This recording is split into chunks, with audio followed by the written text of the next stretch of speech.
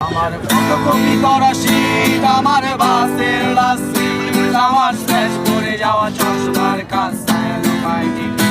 আমার চিনি বেশি দেয়া চায়, আমার ফোনে যান্ত্রিক মায়, আমার পকেটে বাঁচানো ডিম ভাজা ভাত মুখে হাসি মুখে আমার মনোযোগী ক্লাসরুম, আমার বাবলে নষ্ট